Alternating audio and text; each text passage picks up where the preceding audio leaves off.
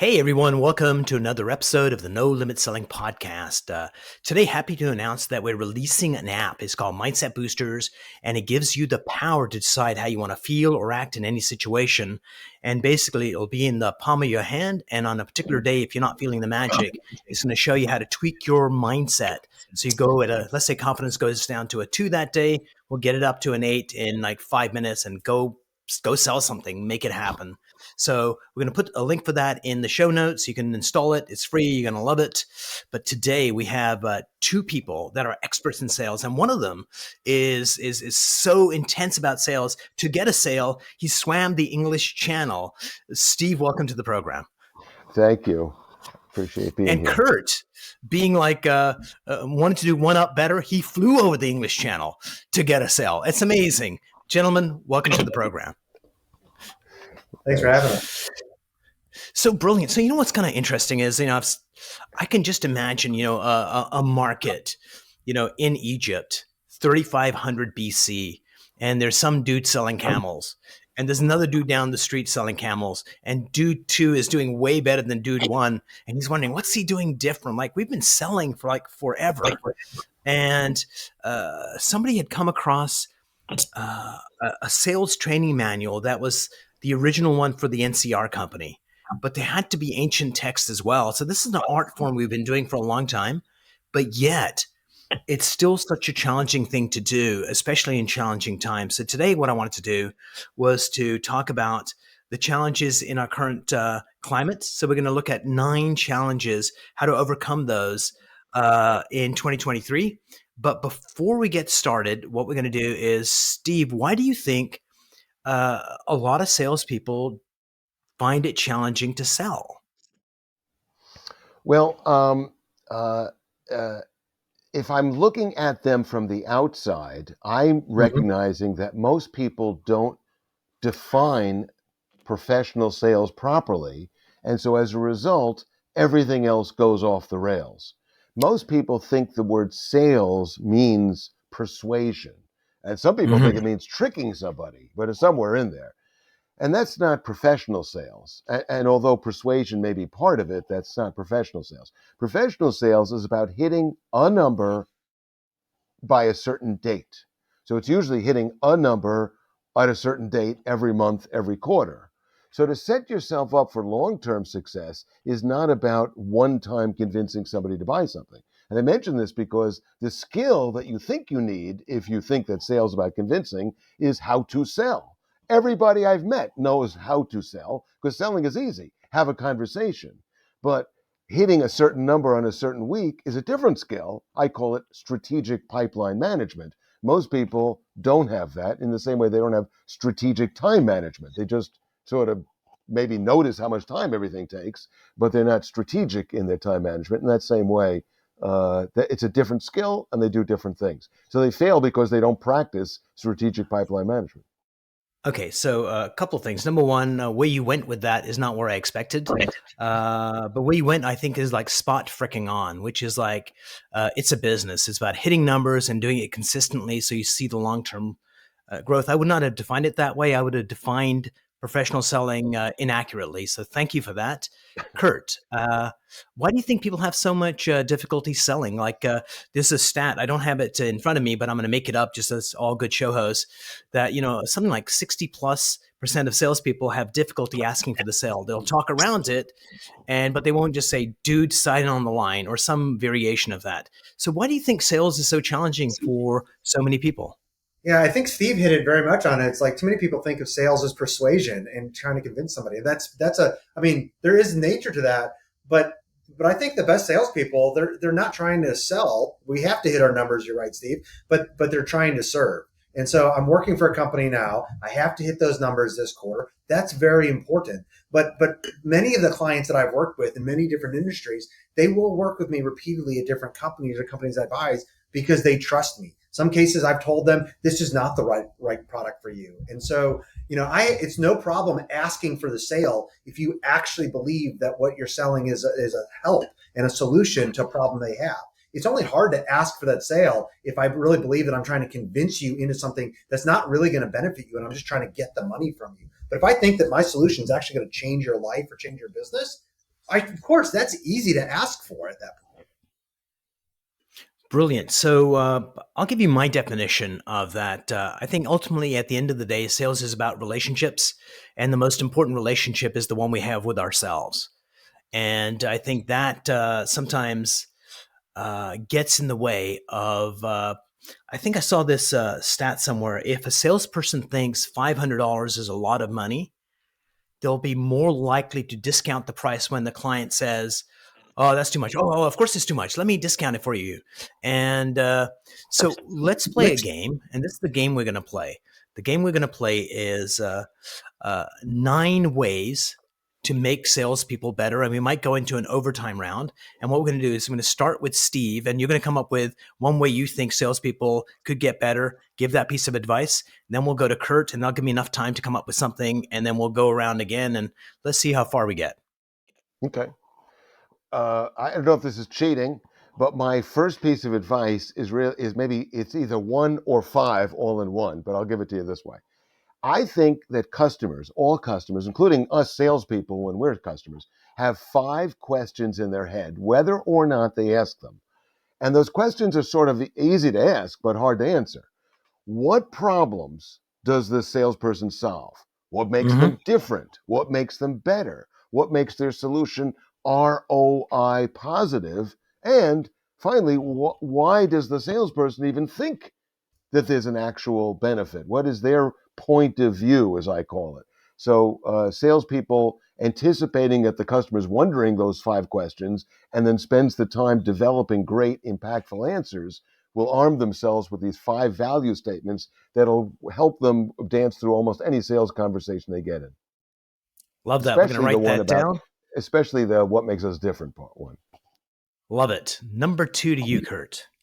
Yeah, I'd say helping the client or the prospect realize, they're scared of uncertainty anyways, especially with the market globally right now, and helping them, one, acknowledge that they're scared, but also by not making a decision that is a decision. We've been talking about a problem, Mr. and Mrs. Prospect. You acknowledge you have it. You think this is a solution. By not choosing me or somebody else, then you're choosing to have this problem next year, the following year, and the year after. Brilliant. So number 3, I think salespeople have a relationship with money, and sometimes that relationship is unhealthy. A good example would be one of the exercise I do is say, okay, I'm going to suggest to a group of salespeople what your annual income should be. I'm going to start low. I'm going to work myself high. Just notice what thoughts and feelings come up. And we start, duh, duh, duh, duh, duh. Then we get to 100,000, 200,000, 500,000, a million, 2 million, 10 million.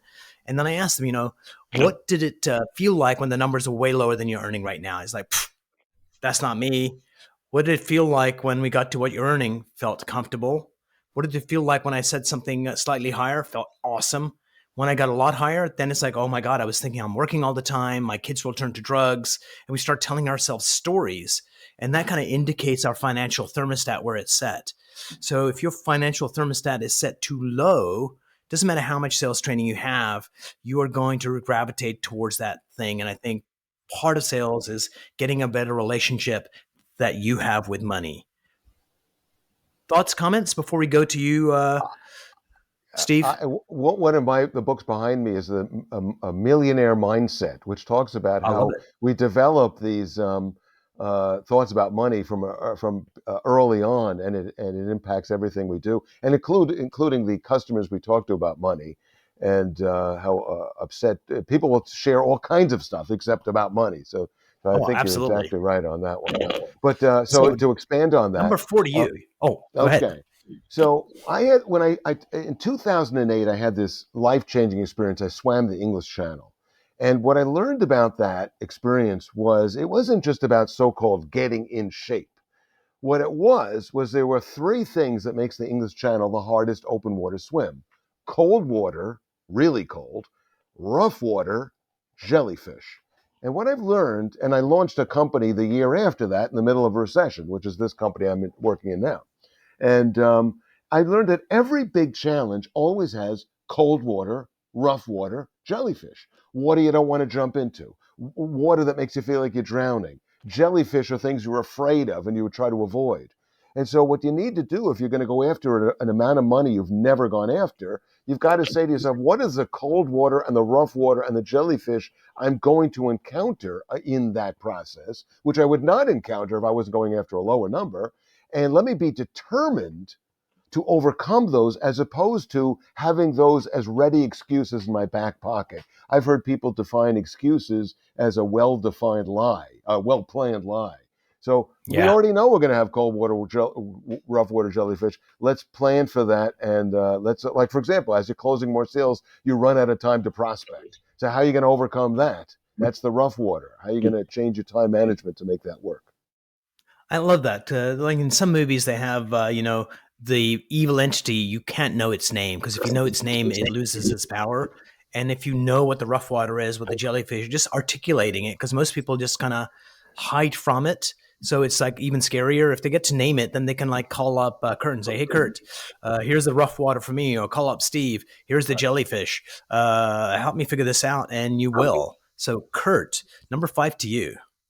Yeah, for me, I think it's helping the salesperson connect with the customer's values and what's going on in their lives. And so, Steve, to your point, kind of like that, there's rough waters at work. There's rough waters of things going on. There's often rough waters going on in people's lives as well. I mean, I look at one of the companies I was starting at. We were changing who was working with us on the HR side. So we were going to change to a PEO for all of our payroll and whatnot. And I just kept getting hounded by the salesperson because he was thirsty for the money. Thankfully, I actually knew his boss, the regional VP, and I called him. I'm like, look, I will call you all when I'm ready, but if Daniel doesn't stop bothering me right now, I will choose a competitor. And now in that case, because I was friends, I was able to reach out. But things are going on often in people's lives where, hey, whether it's troubles at work, rough seas at work, or things are going on, hearing what people are or where people are, and then respecting where that's at and letting them realize you're there for them as people as much as you are for them as a person or as a business as well. I love that, and I really like that. Uncovering the values, because uncovering the values is such an important part of the sales process. Because if you're selling to the wrong values, you're not making the sale. Right. And in order to get the values, you need to have connection.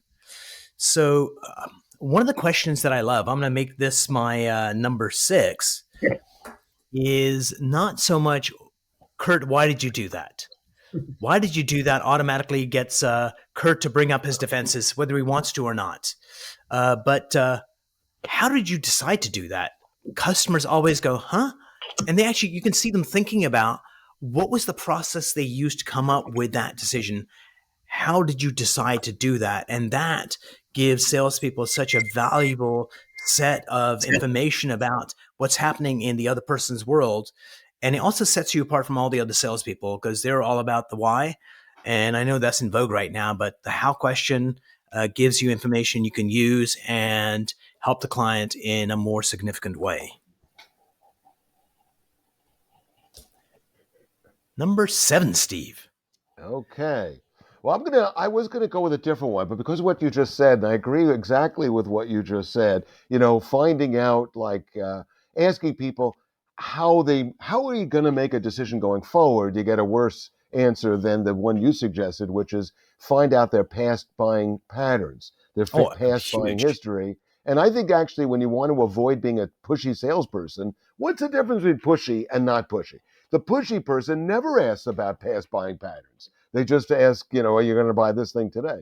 So, but along those lines, I think just in general, there are many sales opportunities for asking what I call a second level question. Let me give you Mm. an example. Customer says to a salesperson at the end of a first meeting, I work as part of a team. I'll have to talk to them. Average salesperson says, oh, can I go with you to talk to the team? But a Mm. second level question, would be even more helpful, will be to say, will you be recommending us to your team? Oh, Well, if the kick-ass, person is amazing going to question. recommend me to the team, that's a whole different story than if they give me and their hair is on fire with excitement versus, well, I don't want to bias the team. Well, that answer tells me, should I get involved with this? Should I try to present for them? Or another one is this, we're currently using your competitor, but we hate them. which usually triggers off the cha-ching, a sound, and you want to get a proposal. But a better question is, then if you hate them, how come you haven't already switched? Yep. So asking second level questions will help us understand a buyer's motivation, and will help us figure out what's the right strategy more than anything else. I love that. And to follow up on yours, what do you hate about them? Yeah. So, You probably Kurt, to you. vetted them when you bought from them, but maybe you Yep. changed, and that's why they stink now. Kurt, Yeah. are you with us? I am. Can you hear me? I can hear you. I Excellent. think I might be frozen, but we can't fix the camera at the moment. So, not a problem. You look like you're very thoughtful in that pose. So please go on. All right. Well, I mean, piggybacking on both what you said, I mean, it is important to know the whys, know the patterns. For me, I think every salesperson, almost at every stage in the discussion, they should be doing a hidden assumption audit. There are things going on when your client says this is their problem, this is what they need, this is how they make decisions. And for me, I mean, huge help at home with my wife, but very much so from a work perspective is, hey, when they're saying something, what are the assumptions behind there? Because that's often where those second level kind of questions come from for me is, gosh, you said this, but for that to be true, well, this has to be as an assumption behind there. And then in some cases, just putting that out there, directly confronting it, or asking questions around it. But and there may be one, there might be 7 hidden assumptions, especially when you're starting that relationship. Oh, I love it. And I think one of the key ways of asking that is, I felt there was a hidden agenda underneath the thing you just said. Am I reading that right? And I love that. Am I reading this right kind of thing? And people either go yes or like, no, not that. And they'll go deeper. And that way it stops one from like assuming, because if you guess right, you're like freaking amazing. And if you guess wrong, then it kind of breaks the connection a little bit. So I love that. Here's going to be number 9. I'm going to wimp out on this, but I think it's the most important out of everything that we've talked about. But it's one that everybody knows, so it's neglected. I think the number one thing that we need to make sure we do is building that rapport.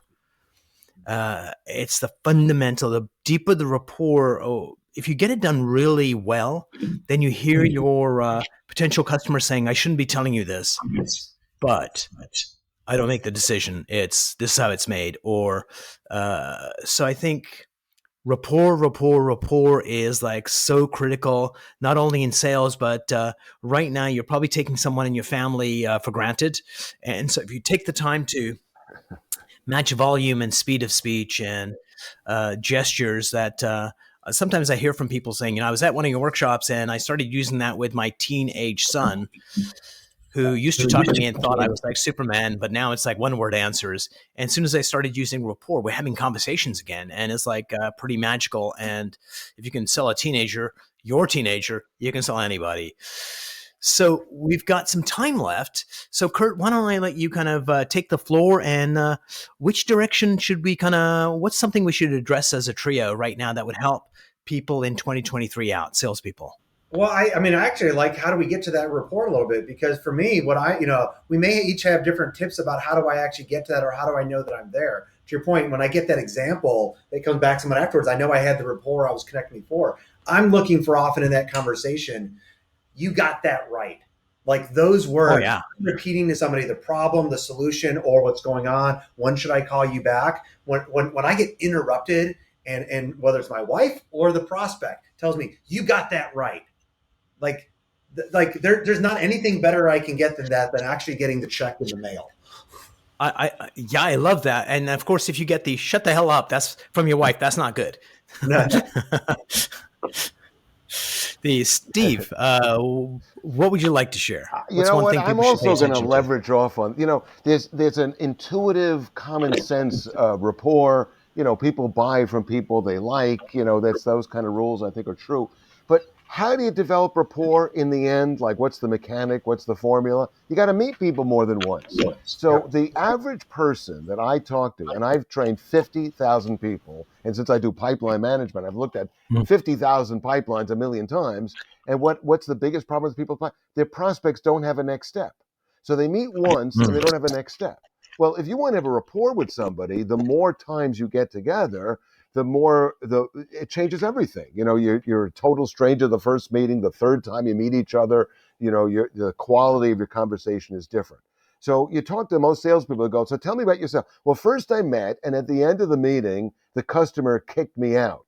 But they didn't really kick me out. What they said was, hey, interesting, could you get me a proposal? Which is a really nice way of kicking you out. So now you've had one meeting, no report because you did all the talking, and now you're coming back with you're not even coming back with a report. You got a homework assignment and no next step. So what I realized when I first got into sales was I got to start counting. If you want to improve anything, count. How many times did I go on a first meeting and have a scheduled next step? If I can't even get the other person to put my name in their calendar, why would I think they're going to send me a check? So what is my ratio of getting people I meet to get? Well, I learned about myself that it was 7-1. But by changing the way I prepared for meetings, I was able to get it from 7-1 to 1.9-1. 1.9 Wow. first appointments equals one scheduled. When that happened, my sales quadrupled. Not by getting better at presenting or negotiating, just getting better at getting people who saw me once to see me a second time. And I've applied that throughout the sales process. And as a result, I get more next steps. I'm much better able to position my sale that fits what they want because in the third meeting, they finally told me that thing that they didn't tell me in the first meeting, which I'm glad I finally learned. So, Steve, Kurt and I are both going to meet with you again once. So we'll bring that from 1.9 to 1.8. So before we part company, Kurt, you get to ask me one question, and then Steve gets to ask me one question. What are the two KPIs that you look at most when you're coaching somebody to know whether they're on the right track or not? So pretty much I'm only going to give you one because I'm a slacker, but I think it's referrals. Okay. Like how many clients do you have? What's the percentage of referrals you're getting? Is it 1-1? Is it 3 clients to 1 referral? And just working on that because that gives you, people only refer you if you're doing like a kick-ass amazing job. And so that's one of the measurements I like a lot. Absolutely. Is that. And so that's the main one that I kind of focus on. Steve, any questions? Yeah, famously, according to studies that I've seen by Gartner and other groups, they say that the customer has changed. They say that today's B2B customer is more like a consumer customer. They say that the customer, B2B customer, spends 50 to 75% of their time in their buying cycle. They're through 50 to 75% of the buying cycle before they even talk to a salesperson. So given that the customers now change, there's a new generation of customers, what do you think is the right way for salespeople to change their approach to be right for the new kind of customer and the new kind of buying process? I'm going to go to that old standby. It comes down to, at the end of the day, to that relationship you have with yourself and with that customer. And that rapport is a really great way. And I like the questions you had. Like everything we talked about was getting clarity between me and another human being. And I think that the more of that we get, the more likelihood we have of making a sale, the more likelihood we are of having that second meeting.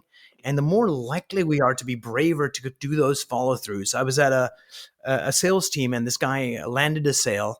And the boss said, how many times did you have to reach out to this guy to get the sale? He says 21 times. And he says, didn't he think he was a pest? He says, no, he didn't actually remember the last 20. Just the 21st time I reached out, he happened to be in the right moment to buy. It was in real estate, and I got the listing for this property. And I think that's tenacity is critical. And if you've got the right relationship, it's not seen as pestering someone. But if you don't have the right relationship, then it seem as, hey, you're pushy. So before we part company, Steve, what makes you happy in your profession? What brings you joy? I am in a position now of helping other people make more money in sales, and not just make more money, but just have a more satisfying career in sales or sales management. And I think sales management is a wonderful opportunity to help people. I think salespeople have a wonderful opportunity to improve their lives, not just the amount of money they make. So I'm in a position to help. So my favorite thing is being able to help people make money, not just close a sale they didn't think they were going to close, but actually live a life that they didn't think they'd be able to live. And being able to be part of that process is the most gratifying thing to me. I love that because ultimately, at the end of the day, I think business has done more to improve humanity than than governments. And the tip of the spear are salespeople that make the revenue that makes that possible. Kurt, for you, what brings you joy in your work? Yeah, somewhat similar to Steve's. That I'm at a place where I'm able to help salespeople, marketers, operators, those that are the top 1%. They can work anywhere they want, and let them realize that, like, don't go sell widgets, don't go sell something that doesn't change somebody's lives. You should, if you're good at what we do, you should only be working at companies or for yourself where you know that you're actually helping your clients be successful, not just at work, but because of that, be successful at home as well. Love that. Gentlemen, thank you so much for being on the program. I enjoyed the conversation. I learned a lot, and I can't wait for our next conversation. Me too. Thank you so much for having us. Editor, if you can edit at this point. So, Kurt, what did you like about the interview? What could have been better? I like the fast-paced nature of it, so that's really good. That's really good. And going back and forth is nice to give us time for the next piece as well. Love it. And Steve, for you? Well, I don't like the fact that some of your guests are bald. I mean, that just doesn't work because the rest, everybody else has great head of hair. But apart from that, I love this. I've been part of a lot of these interviews. This was the best one I ever had. I think that salespeople would actually get something out of it. And what an interesting thing for me to then ask you a question. It causes a different conversation. So if you listen to these kind of podcasts, you never hear that. And so you're a really good interviewer. And I think you got stuff out of me that I probably wouldn't have shared if you just told me just go pontificate, and I probably wouldn't have said it. And giving me something to react to, and having a second guest on also, because sometimes you said something like I make a little list over here in my notes. I go, that's a good one. I was gonna say, you stole my idea. All right, now I got to come up with another one. Damn you, Kurt, stealing his ideas. Where do you get off? Thank you so much for being there.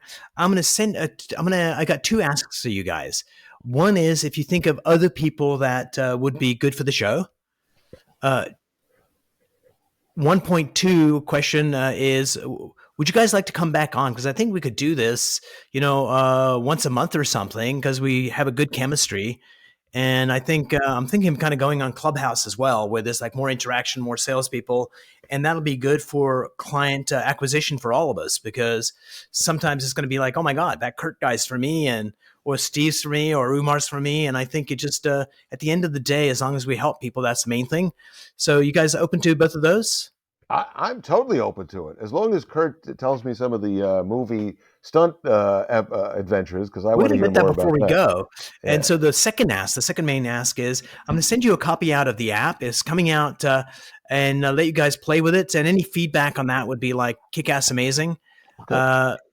And so, Kurt, before you part company, tell us about one of your stunt things. Like, did you have to eat like a lot of cookies on a commercial set? Like, what was the stunt? So because I've always had day jobs, I instead of actually being on screen much of the time, small commercials, but like Batman, Dark Knight, Public Enemy with Johnny Depp, but Dark Knight, the first two Batman movies, I trained about 50 to 60% of the stock stunt people. The people Batman kicked the shit out of, I trained a lot of them how to do that. Oh, wow. I love that. So that's pretty amazing. And I think very cool. That would be like a kick-ass amazing workshop. We'll have the three of us there, and you'll be using the metaphor of swimming the channel. I'll show you how to kick the crap out of Batman. I told him not to do it to hurt him because, he's Michael Keaton. What the hell? Right. Well, we can go together, because I'm also a certified alligator handler. So, we can work dangerous waters together. Steve can outswim something and show us how to do that. And I can try to not get bit. Oh, yeah, this would be great. We want all you guys to do sales, and the person that doesn't get the highest number this month, the lowest number, gets to wrestle, Sid the alligator. No, I'll sell. Yeah, that'll change behavior, right? Brilliant. Let me stop.